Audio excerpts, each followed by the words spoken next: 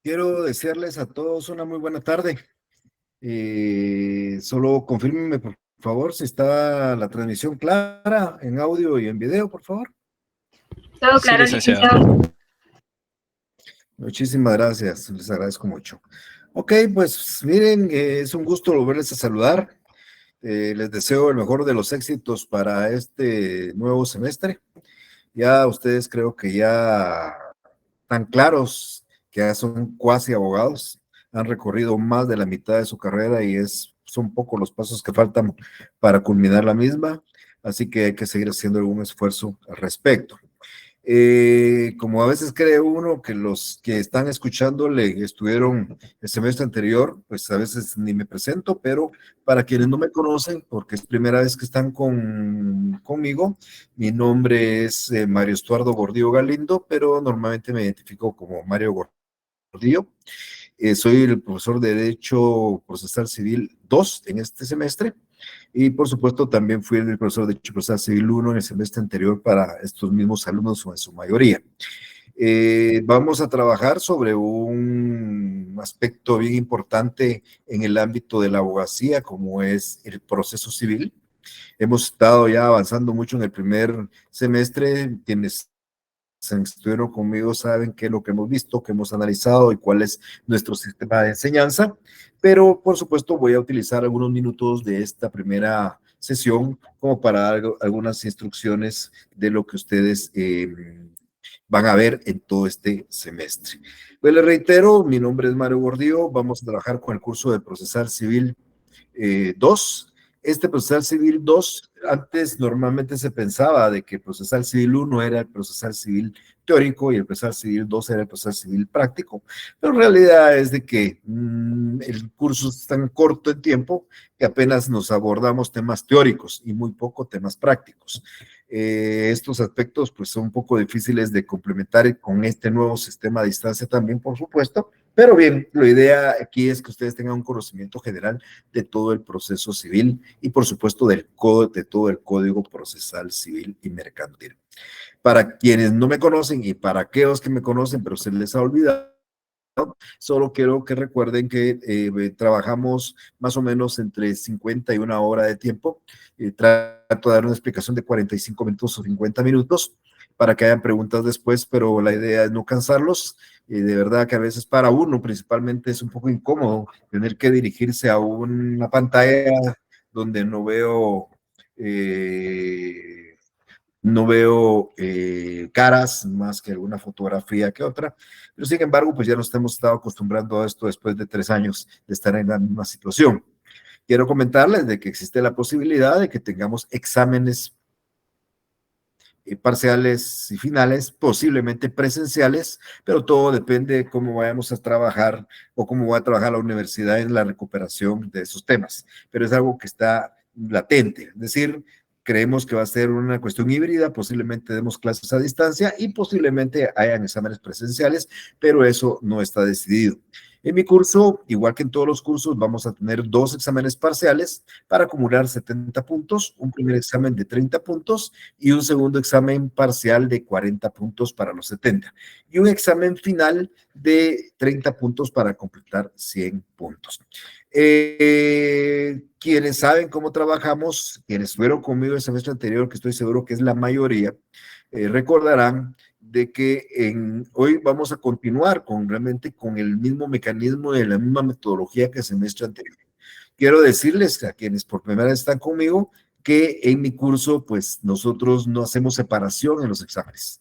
No vamos a decir que como vimos para ahora en este semestre vimos impugnaciones, juicio oral, juicio sumario, eso es lo que vamos a evaluar en el examen parcial.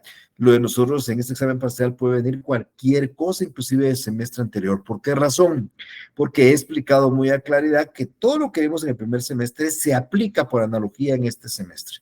Por ejemplo, si voy a hablar de juicio oral, puede ser que hable de algún principio de juicio oral, que lo vimos el semestre anterior, que hable de algunas pruebas anticipadas en el juicio oral, que son las que vimos el semestre anterior, que hable de algunas medidas cautelares en un juicio sumario, que vimos el semestre anterior, que hablemos sobre el procedimiento probatorio de un juicio oral o el juicio sumario que vimos el semestre anterior, y entonces no podemos hacer caso omiso de los temas del primer semestre. Cualquier cosa puede ser un motivo de evaluación de lo que hemos visto en el primer semestre y en este. Entonces hago esto para quienes no han sido mis alumnos, pues traten de actualizarse un poco en la forma en que nosotros trabajamos y en los temas que por supuesto están en el programa. Igualmente quiero mencionar que vamos a seguir utilizando la misma página de Facebook del semestre anterior. Yo voy a incorporar el link en el Classroom posiblemente al terminar o más noche. Vamos a incluir el link para que se puedan pedir incorporarse a nuestra página de Facebook quienes no lo han hecho. Vamos a dejar de este día de hoy hasta más o menos el día domingo para que me pidan ustedes la autorización para ingresar, porque les cuento que tengo muchas solicitudes que me han hecho en el transcurso de algunos días, pero que yo no he querido ingresar porque no es gente que sea estudiante de la facultad, sino gente que ha sabido de la página o bueno, los mecanismos que hay y han pedido unirse, y yo no quiero tener tanta gente acá porque esto realmente es exclusivo para ustedes, mis estudiantes. Entonces voy a pegar el link, decía en Classroom, en unos minutos o más tardecito, y ustedes me solicitan, y quienes estén solicitando entre mañana y el domingo, yo les voy a dar acceso a la página de Facebook. En relación a la página a la plataforma de Classroom, pues ustedes también en su asignación les asignaron ya en el Classroom, a mí también me dieron la misma asignación, la misma clase, me la crearon en la facultad, por consiguiente esa clase vamos a utilizar para cualquier información que yo les quiera trasladar o inclusive, bueno, fundamentalmente para hacer nuestras pruebas, si es que las pruebas parciales las desarrollamos en forma virtual. En esa plataforma es donde ustedes reciben su examen, es donde realizan el examen y es donde trasladan su prueba. Igualmente, para quienes no me conocen, sabrán que normalmente yo inicio mis clases con un laboratorio, no todos los días, pero normalmente hago un laboratorio de clases anteriores para tenerlos actualizados y que hagan una autoevaluación. De hecho, en Classroom ustedes tienen en este momento un laboratorio que no he abierto porque lo probé con la clase anterior y tengo que haber cometido algún error en su configuración que no me permite crear las notas ni trasladarlas. Entonces, vamos a dejar de hacer caso omiso a este laboratorio, que era un laboratorio muy general, muy rápido que quería yo hacer, pero era para no perder la costumbre. Pero en las próximas sesiones estaremos haciendo laboratorios para que ustedes los desarrollen, los contesten sin ningún valor, como ustedes ya saben, que se realizan. Es simplemente voluntario quien deba realizarlo. En relación a libros, me han preguntado qué libros son los que recomiendo yo. Quiero decirles que el programa del curso ya está en la página de la facultad. Ustedes pueden bajar el programa y en el programa aparece una bibliografía. Esos libros o cualquier libro procesal civil para mí es suficiente. Lo importante es que ustedes conozcan la institución, lean la institución. Si fueran libros de autores guatemaltecos, será mejor. Ahí está Mauro Chacón, está Mario, el doctor Mario Aguirre Godoy, y creo que hay un autor más que no recuerdo quién es, que pueden utilizarlo. Hay un libro mío, pero ese libro más contiene el tema de proceso civil 1, no es necesario ni es obligatorio, tiene algunos complementos de proceso civil 2. Si ustedes tienen algún amigo que se los preste, pues no habrá ningún inconveniente. Si me preguntan si están en venta, pues quiero comentarles de que se agotaron hace como 2 años y medio, 3 años, y estamos en la intención de modificarlo y de actualizarlo, y por consiguiente no vamos a sacar ninguna otra publicación sobre ese texto. Pero bien, son cuestiones que ustedes pueden ir incorporándose. Hoy la tecnología permite que ustedes puedan fácilmente poder analizar una situación, una institución, un tema de derecho procesal de los que hay. Estos en términos generales, algunas de las instrucciones. Nuestras clases van a ser los martes y jueves en este horario. Trato de ser puntual. Lo más que tardamos son unos 5 minutos en iniciar nuestra clase, salvo que en algún momento tengamos algún inconveniente, pues yo por alguna circunstancia muy ajena buscaré el mecanismo de trasladarles a ustedes alguna información si hay alguna suspensión de alguna clase por cualquier motivo de causa o fuerza mayor.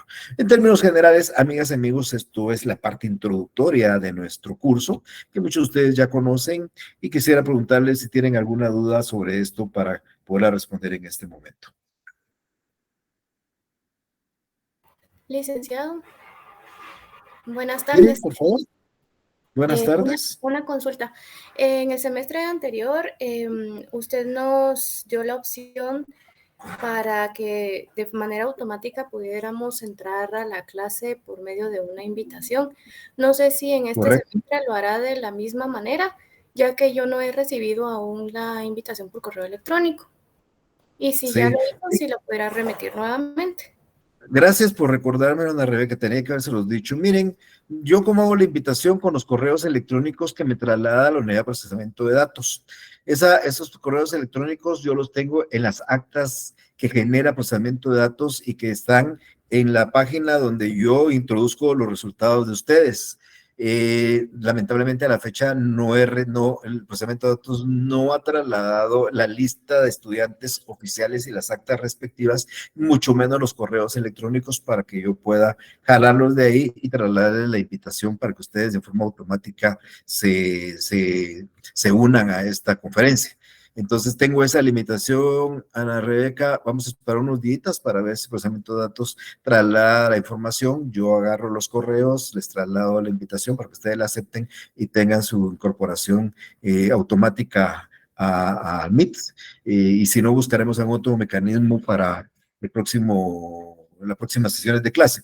Pero esa es la razón. Gracias por recordármelo, porque era un tema que también les quería comentar, ¿eh? Gracias, licenciado. A usted. ¿Alguien más que quisiera preguntar?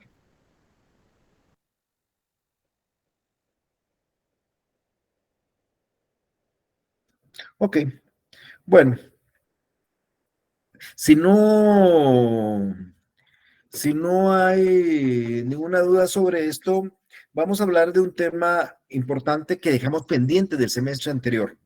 El semestre anterior, ustedes recordarán que ya no nos dio tiempo a hablar sobre los medios de impugnación. Es el tema que vamos a iniciar el día de hoy, que no vamos a concluir el día de hoy, un poco extenso, necesitaré dos sesiones para ello, pero para poder entrar a los medios de impugnación, yo sí voy a hacer un breve resumen de todo lo que con ustedes platicamos el semestre anterior y que son importantes que recuerden y que tengan presentes que son de aplicación para este semestre. Ustedes recordarán que cuando nosotros nos presentamos hace 6 meses aproximadamente, pues nosotros empezamos a explicar de que vamos a iniciar hablando de los principios procesales.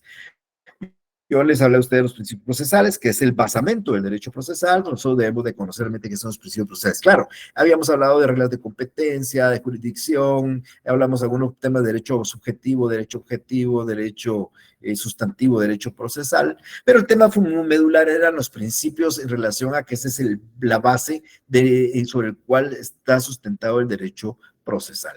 Hablamos de varios principios: dispositivo, de preclusión, de igualdad, de adquisición procesal, el principio de celeridad, el principio de economía, oralidad, escritura, etcétera, etcétera. Esos temas tienen que tener ustedes muy, muy presentes, porque hoy que estemos hablando de otros procesos, pues tenemos que estar recordando esos principios procesales.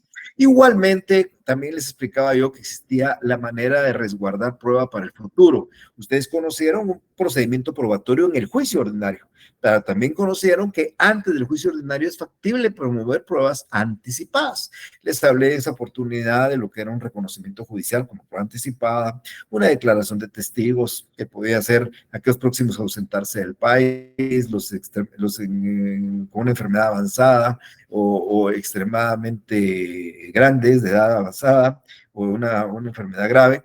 Igualmente un mecanismo para hacer un reconocimiento de documentos, o hacer reconocimiento de documentos, o la exhibición de documentos, o la exhibición de libros de contabilidad, exhibición de bienes muebles y movientes, la declaración jurada sobre hechos personales, pruebas anticipadas que debemos de recordar bien, porque cuando yo esté hablando en unos días de un juicio oral, un juicio sumario, un juicio arbitral, un juicio ejecutivo, esas disposiciones se aplican a esos procedimientos.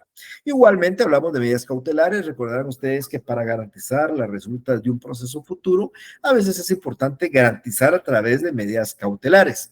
Hoy una medida cautelar nos tiene un gran problema, un gran embrollo político, una medida cautelar decretada por un juez de lo penal. Pero yo me refiero en este caso a las medidas cautelares de los jueces civiles. El código recordará que regula distintas medidas cautelares, puede decretar el arraigo, el embargo, el secuestro, la anotación de demanda, la intervención, las providencias de urgencia. Todos esos aspectos recordarán ustedes que también los abordamos y que también son importantes recordar, porque igual planteo medidas cautelares en un juicio oral, en un sumario, en un proceso de ejecución. Pero posteriormente nos involucramos muy de lleno al juicio ordinario. Nos llevamos varias sesiones, como 7 o 8 sesiones, para entender el juicio ordinario desde la demanda hasta la sentencia. Yo cuando hablé del juicio ordinario les dije que era un juicio de conocimiento, que además de ese juicio ordinario, que era el prototipo del juicio de conocimiento, pues teníamos un juicio oral, un juicio sumario, un juicio arbitral. Este semestre vamos a hablar del juicio oral, del juicio sumario y del juicio arbitral.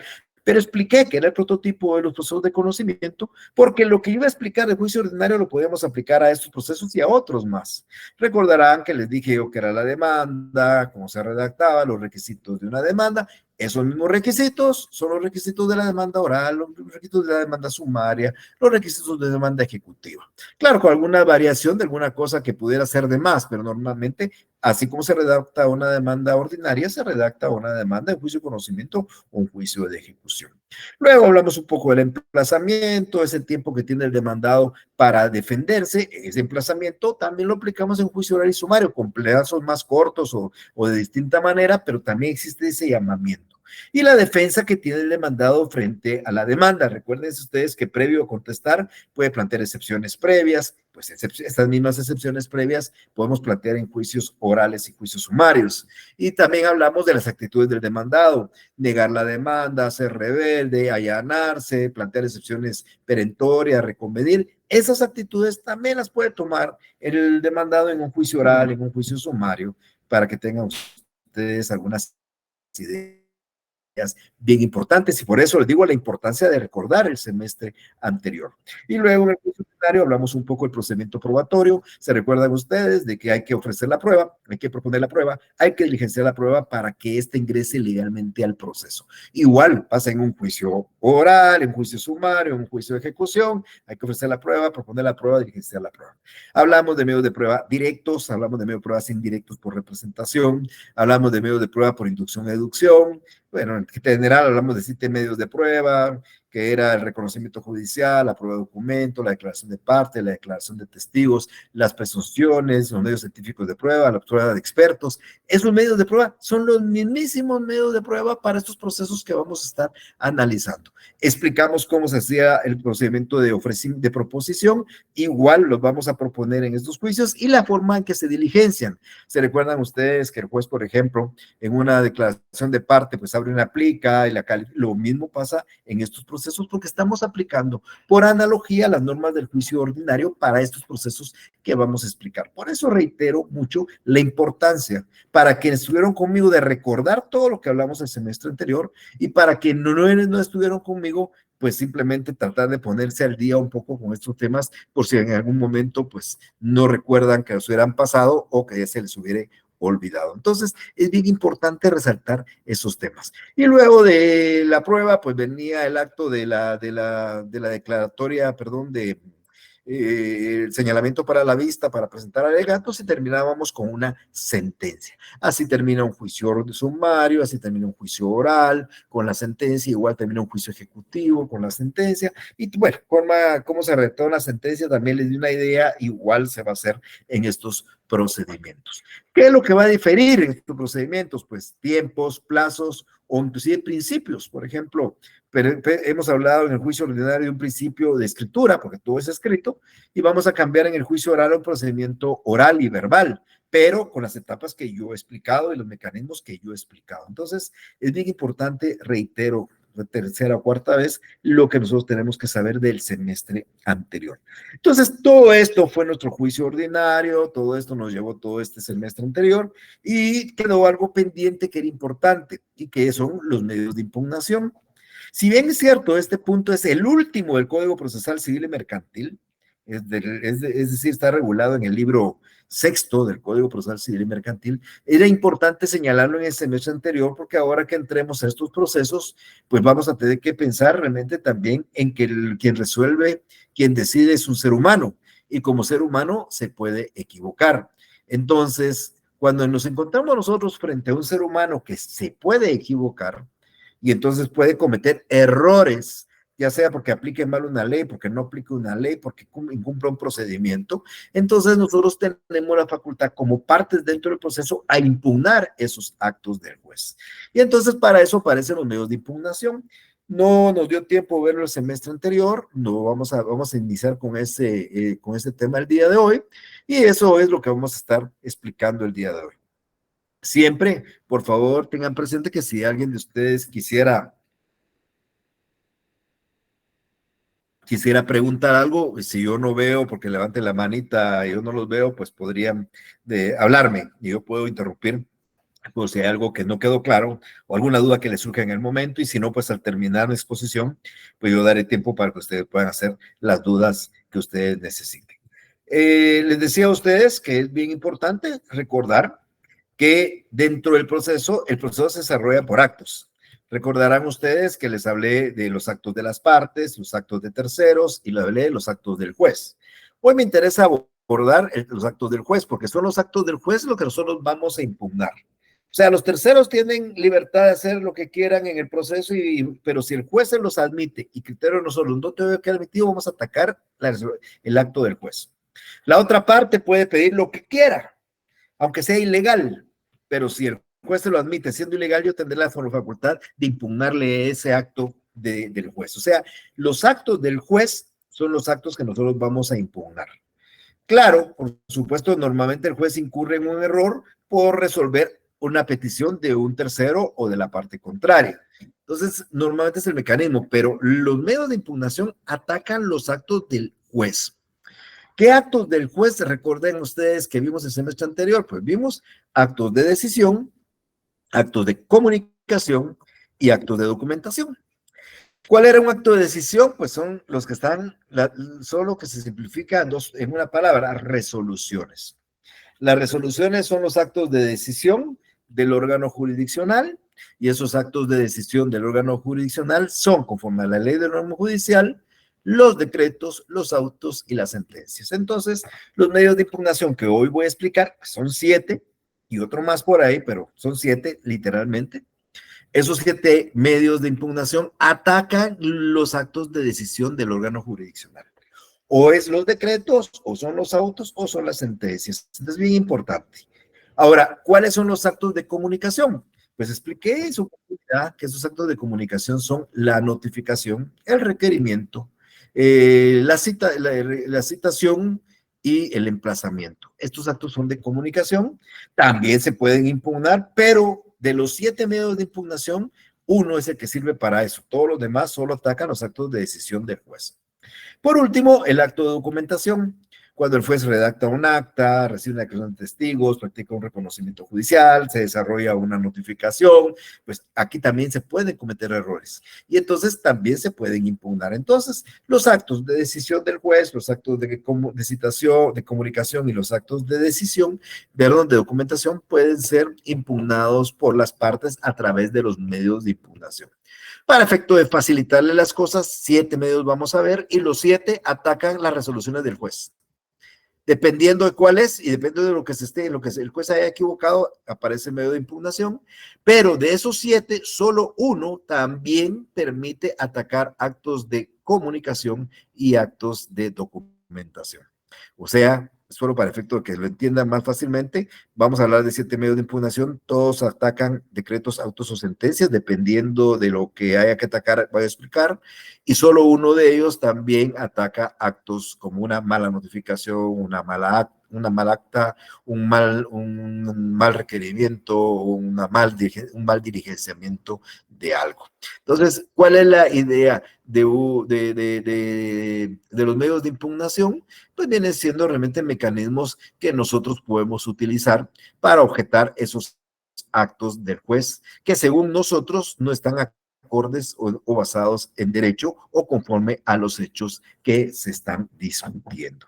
Entonces, para eso son medios de impugnación. Normalmente ustedes, estimadas amigas y amigos, estoy seguro que recuerdan, porque lo oyen en todos lados, la famosa apelación. Pues ese es un medio de impugnación, pero es uno de los 7 que vamos a explicar en la clase de hoy y de la próxima sesión. Entonces, ¿qué es un medio de impugnación? Pues lo estoy poniendo en la pizarra, no es ni más ni medio que un remedio o un recurso procesal que está al alcance de las partes procesales para objetar un acto del órgano jurisdiccional, que normalmente podemos considerar que es ilegítimo o injusto para que este mismo juez que lo dictó o un superior lo vuelva a examinar total o parcialmente y resuelva lo que nosotros creemos que en derecho corresponde.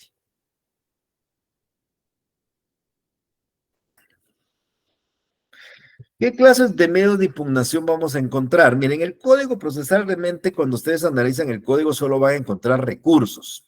O sea, el título del libro sexto se llama Medios de Impugnación y enumera 7, pero de los 7 a 2 les llama recursos, a los otros no les dice nada. Doctrinariamente, la doctrina dice que hay remedios procesales y recursos procesales. La palabra remedio procesal no la van a encontrar ustedes en el código, pero voy a explicar aquí qué consiste un remedio y qué se diferencia de un recurso para que nosotros entendamos valga la redundancia, esa diferencia entre uno y otro. El remedio procesal es un medio de impugnación de carácter vertical, de carácter horizontal, y no es devolutivo y se interpone ante el juez que dictó la resolución a efecto de que él mismo tramite ese medio de impugnación y resuelva. Lo voy a explicar como un ejemplo. Si yo llevo una demanda ante un juez, voy a poner número séptimo de premisa en ramo civil, y el juez dicta una resolución, y yo planteo un medio de impugnación para que el mismo juez conozca, el mismo juez tramite, el mismo juez resuelva y corrija el error que yo creo que cometió. Ese es un remedio procesal de carácter horizontal. O sea, no sube en ningún momento a ningún juez superior. El mismo juez le da trámite, el mismo juez resuelve. No forzosamente tiene que resolver como yo pienso, puede ser que lo deje como él lo hizo, pero yo lo planteo ante él lo tramita y él lo resuelve. Por eso se llama remedio procesal, se tramita ante el mismo juez y es el mismo juez el que debe decidir si se equivocó o no se equivocó, si su decisión es legal o ilegal, o es justa o es injusta. Eso es la característica del remedio procesal. ¿Por qué no es devolutivo? Porque nunca sube a ningún lado para que se devuelva, porque lo conoce el mismo juez. Un juez, séptimo instancia civil, decreta algo, yo planteo frente a él la medio impugnación, el remedio procesal, lo conoce, lo tramita a él y él resuelve, y él decide. Y él corrige o no corrige lo que yo creo que debe corregir. Eso es un remedio procesal. El código recoge 5 medios procesales. Aquí normalmente no encuentran ustedes la palabra recurso, sino remedio, y es la aclaración, la ampliación, la revocatoria, la reposición y la nulidad. ¿Qué caracteriza a estos 5 medios de impugnación? Que son de carácter horizontal. Una aclaración se plantea ante el mismo juez que dictó la resolución, la tramita el juez y el juez resuelve si aclara o no aclara. Una ampliación ante el mismo juez que dictó la resolución y él resuelve si amplía o no amplía. Una revocatoria ante el mismo juez para que revoque él o no revoque. Una reposición ante el mismo tribunal colegiado para que reponga las actuaciones y cambie su decisión o no. Y una nulidad para que el juez mismo que cometió el error, ya sea en el procedimiento de una resolución, cambie la resolución o regrese las actuaciones donde cometió el error, pero el mismo juez. Por eso son remedios procesales, nunca van de alzada, no van a ser un superior, sino los conoce el mismo juez que incurrió, según nosotros, en un error o en una violación a las disposiciones legales. Los recursos procesales, por el contrario, son de carácter vertical. Eso significa que van hacia arriba. ¿Por qué son de carácter vertical? Porque se plantea ante un juez que cometió el error y este lo sube al superior para que el superior decida. O lo planteamos directamente al superior para que él pida los antecedentes y decida, porque esto lo debe conocer el superior. ¿Por qué es de carácter devolutivo? Porque ya cuando el superior conoce, le devuelve el expediente al que está conociendo el causa, o el juez natural, para que sea él el que continúe con el proceso basado en la decisión que tomó el superior. Entonces, esto se plantea, reitero, ante un juez superior. Aquí es bien importante que recuerden ustedes que en Guatemala hay 2 instancias, la primera y la segunda. La primera empieza con la demanda y la segunda empieza con la apelación de la sentencia. Pero sin embargo, tenemos en la pirámide, en la pirámide del sistema de organización del órgano judicial, tenemos 4 grados. Tenemos jueces de paz, tenemos jueces de instancia, tenemos sala de apelaciones y tenemos Corte Suprema de Justicia. Entonces, habiendo 2 instancias, ¿cómo manejamos esos 4 niveles? Pues si hay 4 niveles, deberíamos de pensar que deberían haber 4 instancias, pero solo hay 2 instancias. Entonces, cuando nosotros hablamos de un recurso procesal, si la violación o la resolución que se va a atacar a través de un recurso procesal lo conoce un juez de paz, que es el nivel menos, ese recurso lo debe conocer su superior, que es un juez de primera instancia. El juez de primera instancia se convierte en el juez de apelación. Si por el contrario el proceso lo iniciamos ante un juez de primera instancia y él resuelve, eso lo conoce una sala de apelaciones que es su superior. Y hasta ahí termina la segunda instancia, porque empieza con la apelación. Cuando conoce una sala de apelaciones, una resolución, ya no conoce la Corte Suprema en apelación, porque la sala es el último ente que conoce de apelaciones. Entonces, en el caso de la Corte Suprema, lo que hay es un recurso extraordinario, que se llama recurso de casación. Pero bueno, eso va a ser oportunamente que lo vayamos a hablar. Entonces, vamos a encontrar los 2 recursos procesales que regula el código. Por un lado, recursos ordinarios, como el caso de la apelación, del que vamos a hablar en un segundito, y recursos extraordinarios, como el caso de la casación. Como ustedes ven, acá estamos poniendo un nivel de 3, pero realmente aquí nos falta que haya un 4 nivel, que serían los juzgados de paz. Entonces, si un juzgado de paz, pensemos que está bajo el juez de primera instancia, y resuelve algo, un recurso ordinario debería conocerlo el juez superior, que es el de primera instancia, y ahí terminaría las 2 instancias. Si es un juez de primera instancia que está conociendo el proceso y dicta una resolución, pasaría a una corte de apelaciones y ahí terminaría la segunda instancia. Si la corte de apelaciones está resolviendo un asunto, aquí ya no hay nada más. La Corte Suprema de Justicia que conoce de estos recursos extraordinarios. Los ordinarios los conocen estos, los primera instancia o Corte de Apelaciones, y el extraordinario lo conoce la Corte Suprema de Justicia. Los dos recursos procesales entonces que vamos a ver en el Código Procesal es el ordinario de apelación y el extraordinario de casación. Bueno, ya entrando un poco en materia, vamos a hablar un poco de ya los remedios procesales en particular. Que aquí no debemos de ahogarnos mucho en un vaso de agua. Cuando yo hablo de aclaración es porque quiero que se aclare. O sea, es tan fácil como eso. Cuando ustedes están en la vida cotidiana y alguien les habla, usted les dice, mira, no te entendí. Hablaste en forma tan ambigua que no entendí. Aclárame. Eso pasa en la vida cotidiana. Cuando un juez a ustedes les dicta una sentencia, que esa sentencia no es clara, que esa sentencia es mera confusa, que esa sentencia es mera incoherente, entonces ustedes le piden que la aclare. Por supuesto que la aclaración no procede contra cualquier resolución, solo procede contra resoluciones de fondo, que pueden ser los autos que resuelven asuntos de fondo de cuestión principal o las sentencias. Un decreto no le vamos a pedir aclaración, que el decreto es una cuestión de mero trámite, no tiene mayor, pero en un auto, recuérdense que hay partes considerativas, el juez toma una decisión y explica la decisión y ahí es donde puede haber términos oscuros, contradictorios, incoherentes. Por consiguiente, hay que pedir que se aclaren. Entonces, para eso sirve la aclaración. Cuando un auto o una sentencia no es muy clara, pedimos que se aclare. Esta aclaración, el trámite es planteada en 48 horas. O sea, yo tengo 48 horas a partir de que me notifican el auto o la sentencia para plantear la aclaración. Aquí, valga la redundancia, voy a hacer una aclaración. Porque el problema acá es que cuando se habla de plazos, el semestre anterior yo les expliqué que los plazos se computan pues con el tiempo, en el tiempo, ¿verdad? Si a mí me dan 48 horas, comiencen y me notifican algo a las 10 de la mañana, termina a la víspera, faltando un minuto para las 10 del día siguiente, 24 horas. Y si son 48 horas y me notifican hoy a las 10 de la mañana, terminarían 48 horas, serían 24 horas de mañana y antes de las 10 de la mañana el día lunes. Así te manejan los tiempos en horas, pero cuando se trata de medios de impugnación, la ley de orden judicial hace una excepción. Y cuando son medios de impugnación, el tiempo comienza a contar a partir del día siguiente.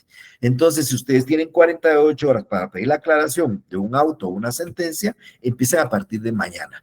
Hoy les notifican un auto, ustedes mañana, como son 48 horas, tendrían todo el día viernes y todo el día lunes hasta las horas normales de trabajo del tribunal para pedir la aclaración de ese auto o la sentencia.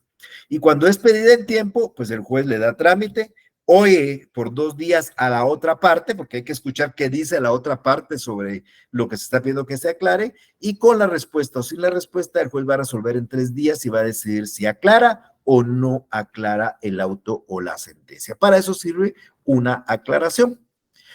Luego tenemos una ampliación. El sentido de la palabra nos dice que es, si alguien me está hablando y no, pero permíteme, amplíame un poco más eso, porque al final te quedaste corto. Es decir, no me estás diciendo todo lo que yo quiero oír. Un juez, cuando yo le pido a un juez, planteo una demanda, tengo 3 pretensiones, el juez solo resuelve 2 y me omite una, pues yo le voy a decir, señor juez, amplíemelo, porque yo pretendía 3 cosas y solo resolvió 2 y de la otra se olvidó. Entonces yo planteo una ampliación. La ampliación, pues también solo procede contra autos y sentencias, y es cuando en el fallo de fondo se ha omitido algo. Por ejemplo, yo promoví un auto y pedí que se condenara en costas. Si el juez declaró con lugar a favor mío, pero no condenó en costas, yo le pido que amplíe el auto y que condene en costas. Y lo mismo puede pasar en una sentencia. Entonces, la ampliación sirve para ampliar el auto o la sentencia que en nuestro criterio ha dejado de resolver sobre un asunto que se sometió a discusión. Esta ampliación en su trámite es una hermana de la aclaración, porque al igual que la aclaración hay que interponerla dentro de las 48 horas de notificar el auto o la sentencia igual hay que darle audiencia por 2 días a la otra parte y con su contestación o sin ella hay que resolver si se amplía o no se amplía la resolución que se está alegando que se ha omitido. Entonces, es importante, primero cuando yo sepa, para que ustedes vayan entendiendo y se les vaya quedando y les sirva, es que sepan ustedes que ha sido una sentencia que pueden plantear contra una sentencia o contra un auto. En primera instancia pueden pedir su aclaración o pueden pedir su ampliación, ya sea porque sea oscura, ambigua, contradictoria, ya sea porque se haya omitido algo. Tiempo para interponer esa aclaración, esa ampliación, 48 horas. Pedida en tiempo, el juez le va a admitir, le va a dar audiencia a la otra parte por 2 días, si contesta o no, va a resolver en 3. ¿Por qué es un remedio procesal? Porque el juez quinto dictó un auto o una sentencia que no era clara, que no se ha emitido, le planteó la aclaración ante el mismo juez o la ampliación ante el mismo juez, el juez le da trámite, da audiencia a la otra parte y el mismo juez resuelve. Por eso se denomina remedio procesal. ¿Puedo plantear la aclaración y la ampliación juntos? Tendríamos que hacerlo. Si efectivamente la sentencia no fuera clara y la sentencia tampoco se hubiera resuelto, sobre todo tendría que plantear aclaración y ampliación en forma conjunta, pidiendo e indicando qué quiero que se aclare y qué quiero que se amplíe del auto de la sentencia. Un tema importantísimo es la suspensión de los efectos suspensivos de la aclaración y la ampliación. Vean, vamos a hablar, no el día de hoy, la próxima sesión, del recurso ordinario de apelación. Es el normal. La apelación cabe contra todas las sentencias. Ustedes les notifican una sentencia en un juicio ejecutivo, es apelable. La sentencia de un juicio ordinario es apelable. La sentencia de un juicio oral es apelable. La sentencia de un juicio sumario es apelable. Entonces, si la sentencia, y algunos autos son apelables, no todos, algunos autos son apelables.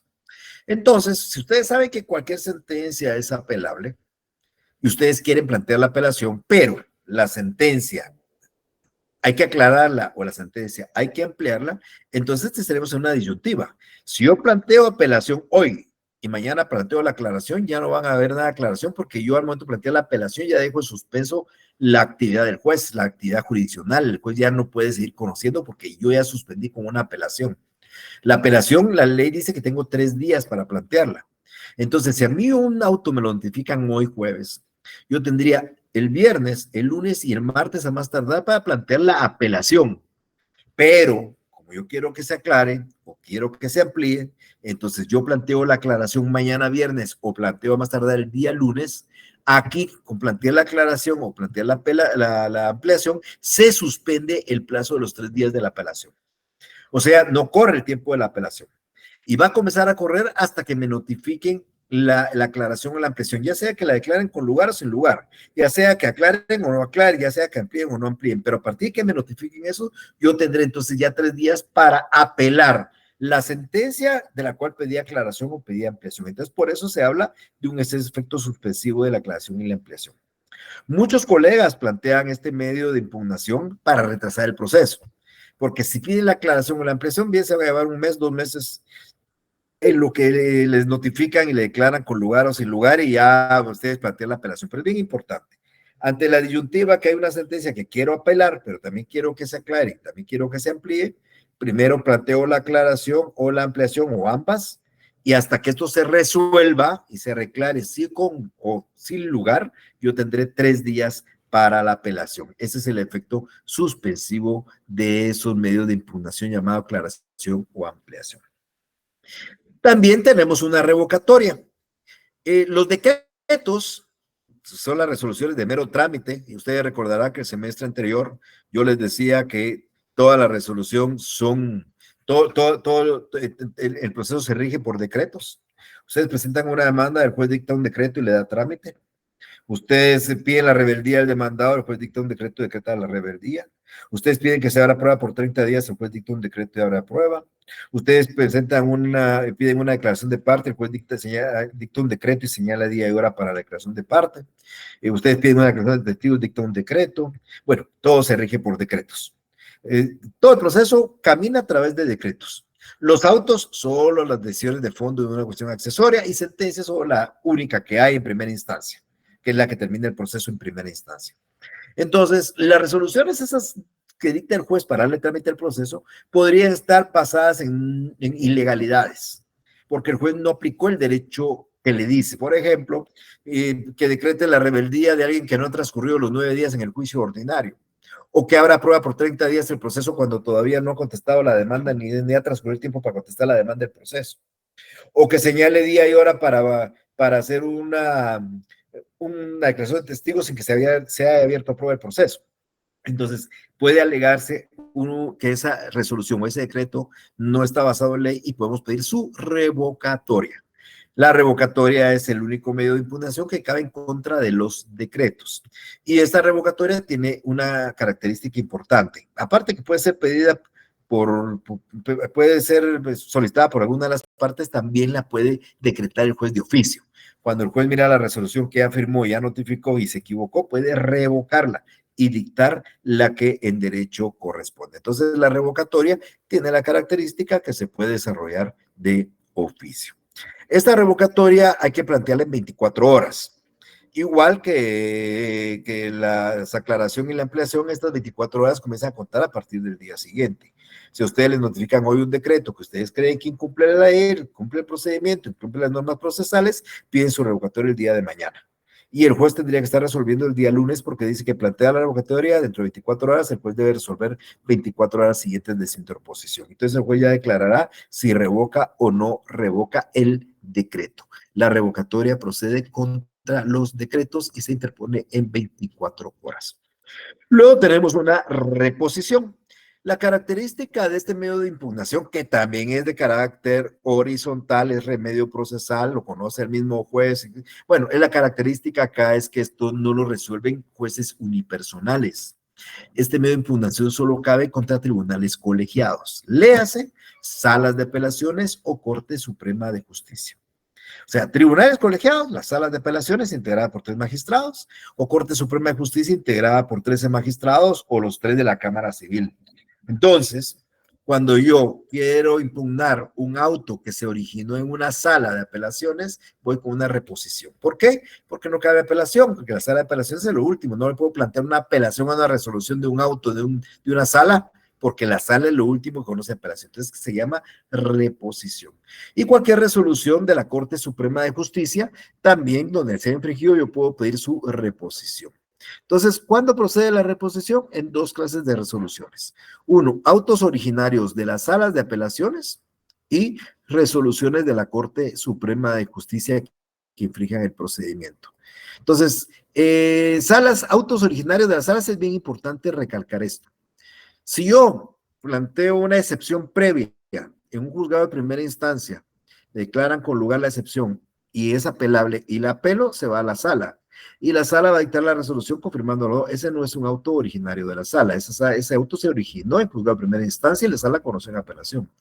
Pero si yo planteo una nulidad en la sala, porque sucede que en la sala hicieron algo que a mi criterio está mal y planteo una nulidad y la sala dicta un auto, ese auto es el que procede, contra ese auto es el que procede la reposición. Entonces, las 2 resoluciones que procede la reposición son autos originados de las salas y resoluciones de la Corte Suprema de Justicia, tribunales colegiados.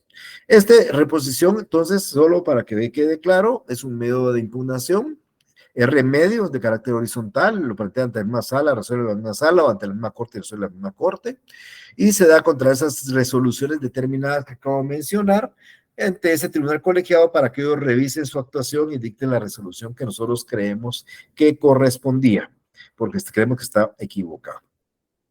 Esta reposición también se plantea en 24 horas siguientes a la última notificación. Aquí hay que dar audiencia por 2 días a la otra parte y hay que resolver en 3 días siguientes. Entonces, una sala de apelaciones dicta un auto originario, le planteo la reposición, 24 horas para hacerlo, el juez le da audiencia a la otra parte por 2 días y luego en 3 días la sala debe resolver si procede la reposición. Si es ante la Corte Suprema de Justicia, voy a hacer lo mismo, 24 horas para plantear la reposición contra la resolución de la Corte Suprema de Justicia. No hablo de la sentencia de la Corte, hablo de cualquier resolución previa. Y dentro de 24 horas, y la Corte le da audiencia por 2 días a la otra parte, y el juez la Corte resuelve dentro de los 3 días siguientes. Por último, tenemos un medio de impugnación importantísimo que se llama nulidad. La nulidad es un remedio procesal Es el único remedio procesal que no solo cabe contra resoluciones, sino también cabe en contra de actos de comunicación y actos de decisión. Hace unos minutos, cuando iniciaba a hablar de esto, les decía, todos los medios de impugnación proceden contra las resoluciones, pero solo uno también procede contra actos de comunicación o actos de decisión. ¿Qué es la nulidad? La nulidad está basada en aquel principio de legalidad que expliqué el semestre anterior. ¿Qué consistía el principio de legalidad? Recordarán ustedes, no era ni más ni menos que todos los actos procesales hay que hacerlos como dice el Código Procesal Civil y Mercantil. Ustedes recordarán que cuando hablé de este tema el semestre anterior, yo les decía, miren, hay un principio de legalidad en el derecho sustantivo, en la aplicación del Código Civil. ¿Cuál es el principio de legalidad en el derecho sustantivo? Que yo puedo hacer lo que el código no me prohíbe. Por ejemplo, el código dice que no puede contraer matrimonio los parientes en línea recta. Bueno, eso es una prohibición, no puedo hacerlo.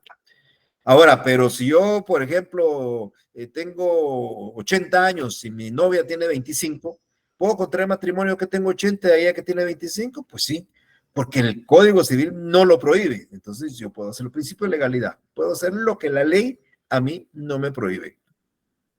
Ahora, el principio de legalidad no funciona igual con el proceso.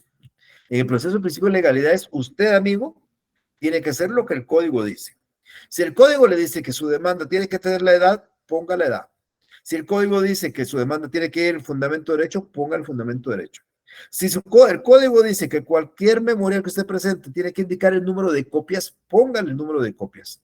Si el Código Procesal Civil dice que una notificación tiene que ser firmada por el notificador, debe ser firmada por el notificador. Si el Código Procesal Civil y Mercantil dice que en un acta de declaración de testigos tiene que hacerse la diligencia el mismo día con todos los testigos, no puede hacerse de otra manera. Entonces, ese es el principio de legalidad.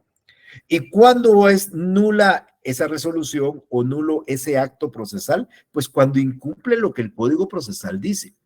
Si ustedes le llega una notificación y la notificación no tiene día ni hora o no está firmada por el notificador cuando la ley del organismo judicial, perdón, el Código Procesal Civil dice que tiene que estar firmada, entonces ustedes plantean una nulidad en contra de la notificación.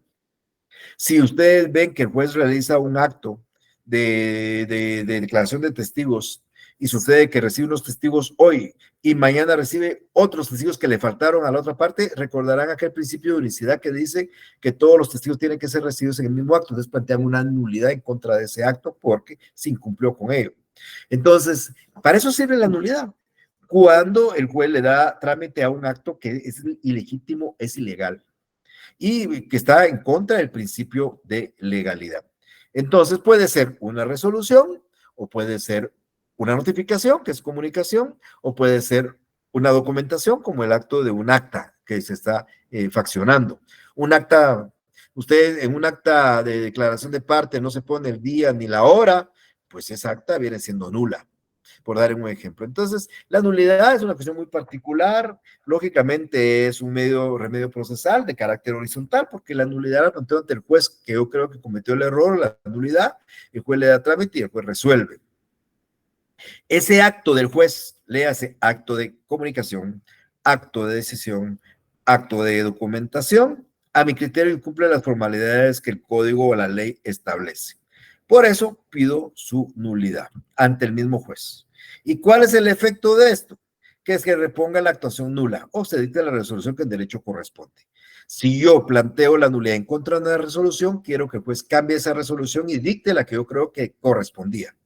Si yo planteo una nulidad en contra de una notificación, que no es un acto de decisión, sino un acto de comunicación, pido que el juez reponga las actuaciones y repita la notificación, se vuelva a hacer la notificación. Y si es una nulidad en contra de un acto de documentación, como el acta de los testigos, pido al juez que se repita toda la diligencia nuevamente porque ese acto, ese diligenciamiento fue equivocado, fue errado. Por ello es que nosotros vamos a encontrar dos clases de nulidad. Cuando el error recae en una resolución, se llama nulidad de resolución o violación de ley. Y cuando la nulidad recae en otro acto que no es la resolución, como una notificación, como un acta, entonces se llama nulidad por vicio en el procedimiento. Entonces, si ustedes miran que la resolución se dictó en contradicción a las disposiciones que dice el Código Procesal Civil, nulidad de resolución. Si ustedes ven que el acto procesal, que no es una resolución, se cometió el error con una notificación en un acta, es nulidad por vicio en el procedimiento. Entonces son dos clases de nulidad. Esto es bien importante ir entendiéndolo porque cuando hablemos un poco de la casación, se van a dar cuenta ustedes que la casación es algo similar. Fíjense que a la nulidad le llaman la pequeña casación y a la casación le llaman la gran nulidad. Es decir, como para decir que son casi cosas similares, claro, no en la misma proporción que como lo estemos explicando.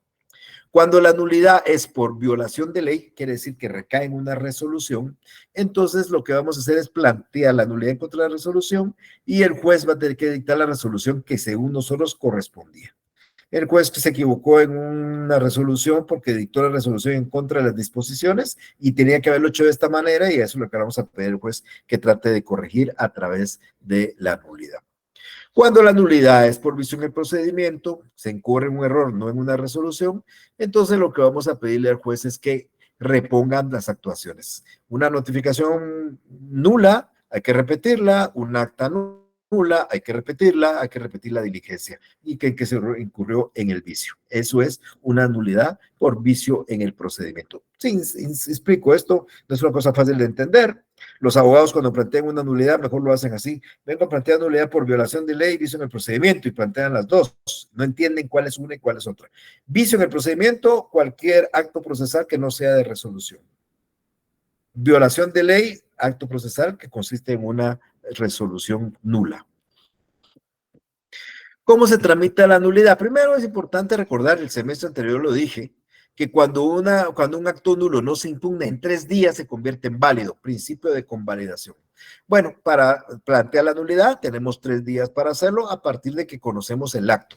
Si fue de una resolución, a partir de que nos notifican, y si fue de un acto distinto, a partir que nos enteramos de ese acto que se realizó en forma equivocada. 3 días para plantear la nulidad. Si no la planteamos, convalidamos el acto, lo hacemos válido. El trámite es incidental, quiere decir que el juez le va a dar trámite, va a oír por 2 días a la otra parte, y si se refiere a cuestiones de hecho, va a abrir la prueba por 8 días y va a resolver en 3. Y si son cuestiones de derecho, no va a abrir la prueba y va a resolver en 3. Y la resolución que resuelve la nulidad es apelable, es decir, cabe recurso de apelación. Aquí hay cuestiones bien importantes y fundamentales, pero que lógicamente poco a poco lo vamos a ir entendiendo. Entonces, mis estimados amigas y amigos, trato de resumir. Estoy hablando de los medios de impugnación regulados en el libro sexto. Podría ser lo último que podríamos abordar en el semestre, pero no, es un tema del primer curso, porque esto nos sirve para entender e impugnar resoluciones cuando conozcamos los segundos procesos de conocimiento. Los medios de impugnación en la doctrina le denominan remedios procesales porque se plantean ante el mismo juez que incurre en el error para que lo tramite el mismo juez y lo resuelva el mismo juez, o se denominan recursos procesales como si reconoce el código aquellos que se plantean para que lo conozca un tribunal superior y luego lo devuelva. Los remedios procesales que el código regule son 5, la aclaración y la ampliación, la revocatoria y la reposición y la nulidad. Los recursos procesales son 2, uno de carácter ordinario que se llama apelación. Casi todas las sentencias son apelables y algunos autos, los decretos no, por supuesto, y el extraordinario de casación. En la siguiente sesión, en la sesión del día martes, yo voy a hablar ya de la apelación y de la casación, un poco más claro. Hablar de la casación significaría hablar de una maestría, por lo menos, abordar 3 años para explicar casación y jurisprudencia. Recuérdense que las sentencias de casación forman después de 5 actos procesales, entonces es importante. Yo aquí voy a dar pinceladas porque no podríamos involucrarnos mucho, pero espero que la explicación que yo dé en la próxima sesión sea clara para entender qué es una casación. Hay casaciones de forma, casaciones de fondo, cuando hay casación de forma, cuando hay casación de fondo, o se llama casación por vicios improcedendo o vicio adjudicandum, pero bueno, eso vamos a hablarlo el día martes de la siguiente semana. No sé si tienen alguna duda, voy a dejarlo acá para que terminemos el próximo martes con este tema de medios de impugnación. Les dejaría a ustedes en uso la palabra para lo que necesiten.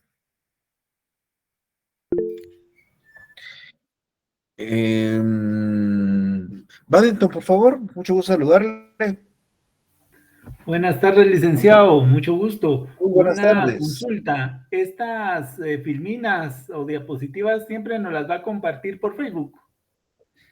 Sí, Brandon, en la misma página de Facebook las voy a estar subiendo cuando termine el tema, como lo hicimos el semestre anterior, ¿eh? Por eso les decía al principio, quienes son nuevos, que yo en algunos momentos solo tengo que atender un par de gentes, pero en unos momentos yo voy a subir el enlace de la página de Facebook a Classroom, que es la misma página que tienen todos los que estuvieron conmigo el semestre anterior, porque quiero que los nuevos pues puedan tener también toda la información y puedan actualizarse. Y voy a permitir que se incorporen y pidas unirse entre el día de hoy y el día domingo. Pero así es, ¿eh? Muchas gracias, licenciado. Igualmente, se cuidan. Licenciado, buenas tardes. Ana Rebeca, por favor. Gracias. No logré copiar la diferencia que dio de nulidad por violación de ley con la nulidad por vicio en el procedimiento. ¿La podría repetir? No, la nulidad por violación de ley se da cuando la nulidad recae en una resolución. Una resolución que a criterio de nosotros es nula, porque está violando lo que dice el Código Procesal. Entonces, la nulidad por violación de ley recae sobre una resolución del juez. La nulidad por vicio en el procedimiento no recae en una resolución del juez, sino cae en un acto de comunicación, una notificación mal hecha, una citación mal hecha, un requerimiento mal hecho, un emplazamiento mal hecho, o un acto de documentación, un acta de testigos, una de expertos, un reconocimiento. Entonces, ahí cabe. Entonces, no es resolución del juez, sino es cualquier otro acto procesal del órgano jurisdiccional. La primera, nulidad de resolución o por violación de ley contra resoluciones, y la otra es nulidad por vicio del procedimiento contra actos de decisión o actos de comunicación o actos de documentación. Gracias. ¿Le quedó claro? Sí, licenciado, gracias. Muy bien. ¿Alguien más?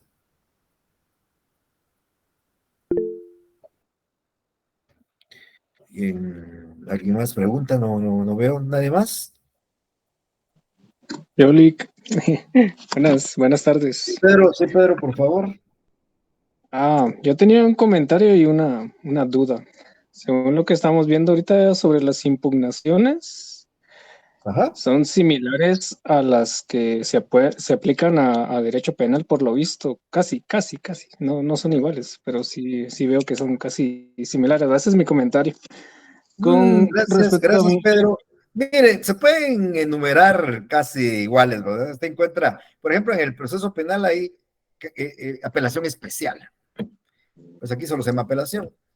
Pero igual hay actos de revocatoria, la revocatoria es normal en los decretos, entonces normalmente la línea de los medios de impugnación va a ser la misma en casi todos los procedimientos, pero va a variar plazos para interposición, puede variar resoluciones sobre las que procede, etcétera, etcétera, pero normalmente lo que usted dice es muy cierto, ¿eh? Ya. Y mi otra duda, pregunta es acerca del efecto suspensivo. ¿Esta es exclusiva de la aclaración y ampliación? Sí, perdón. El efecto, sí, correcto. El efecto suspensivo para la apelación solo es la aclaración y la ampliación. Sí, así es, correcto. Bueno. Bueno, sí, solamente eso era, licenciado, gracias. Vaya.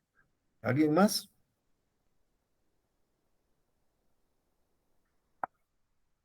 Bueno, más o menos, un poquito más de una hora, pero más o menos es lo que nosotros queríamos. El día martes vamos a continuar con el tema, así que yo los voy a estar saludando el día martes, si Dios quiere, y cualquier información se las estoy trasladando de una u otra manera por vía de Classroom o algún otro mecanismo. Tengan una feliz tarde. Nos vemos. Gracias, Lee. Buenas tardes. Feliz tarde.